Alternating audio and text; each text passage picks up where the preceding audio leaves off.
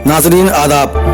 अवधनामा के ख़ास प्रोग्राम अखबारों की दुनिया में मैं हारून रशीद आपका खैर मकदम करता हूँ। आज के प्रोग्राम में पेश खिदमत है मारूफ सहाफ़ी हफीज़ नोमानी की खुसूसी तहरीर क्या शिवसेना अमित शाह से मोर्चा ले पाएगी। वो लिखते हैं, वज़ीर आज़म और वज़ीर दाखिला दोनों का मिजाज काफ़ी हद तक मिलता जुलता है।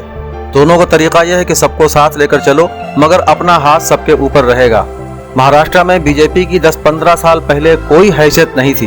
वो शिवसेना के पीछे पीछे चलती थी और सियासी रिश्ते में शिवसेना की छोटी बहन बनी रहती थी।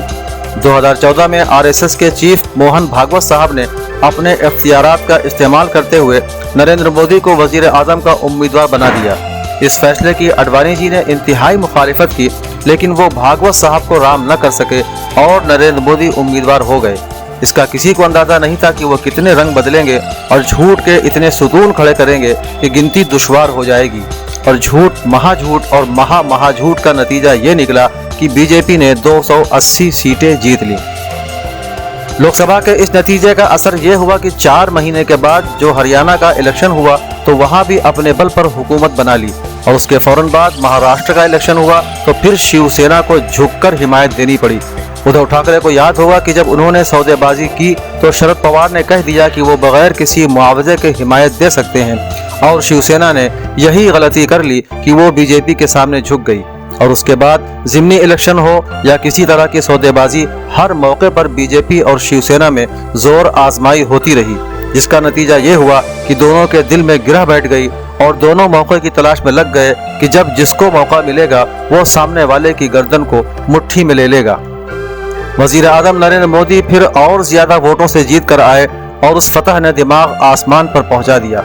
लोकसभा के इलेक्शन के बाद फिर असेंबली के इलेक्शन आए तो पहले तो इस पर तनाव हुआ कि कौन कितनी सीटें लड़ेगा। बीजेपी की आदत है कि अपना हाथ ऊपर रखेगी।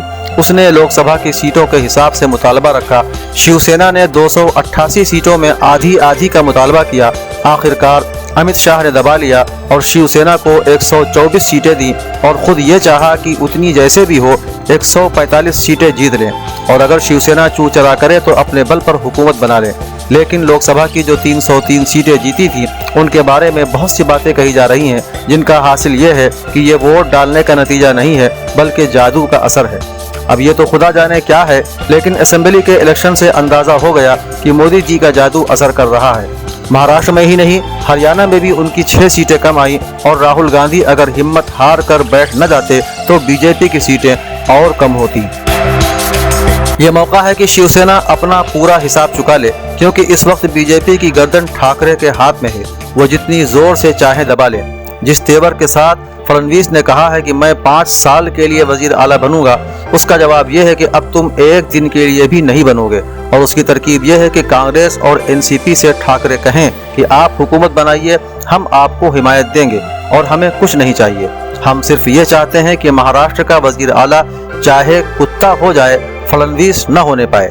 इसके बाद अगर बीजेपी कहे भी कि 2.5 साल तुम ले लो तो हरगिज कबूल न किया जाए, बल्कि अपने साथियों को समझाया जाए कि अपना ऐसा किरदार दिखाओ कि अगले इलेक्शन में 150 सीटें जीत कर आओ और 5 साल के लिए शिवसेना की हुकूमत बनाओ। हफीज नोमानी लिखते हैं कि वजीर आज़म नरेंद्र मोदी को रामविलास पासवान जैसे कागज के साथियों की आदत हो गई।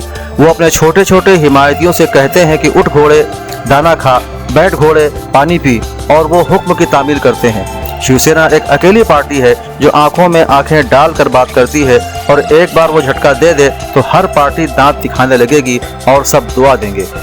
पार्लियामेंट के मेंबर संजय रावत ने हरियाणा के हलवे का जिक्र करते हुए कहा कि हम में से किसी के बाप जेल में नहीं है जिनको पैरोल पर रिहा कराया जाए।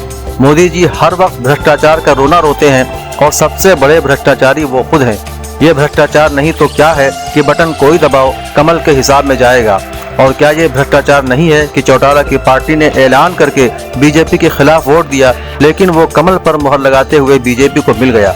अगर मोदी जी को वजीर आज़म का फर्ज अदा करना है तो सुनील अरोड़ा को बर्खास्त कर देना चाहिए कि ये कैसे हुआ कि जो वोट बीजेपी के खिलाफ दिए गए थे वो उसके खाते में कैसे आ गए। हिंदुस्तान के कम से कम 8 सूबों के मेंबरों को खरीद लिया और उन्हें बीजेपी में मिला लिया।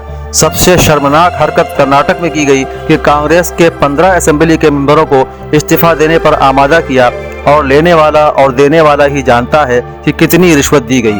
یہ ہندوستان کا سب سے بڑا بھرشٹاچار ہے، اس کے نتیجے میں شرمناک سزا ہونا چاہیے، مگر واہ رے ہندوستان، وہ دنیا کے بڑے آدمی بن رہے ہیں۔ اگر قدرت نے حساب لیا تو پورا ملک خون کے آنسو روئے گا۔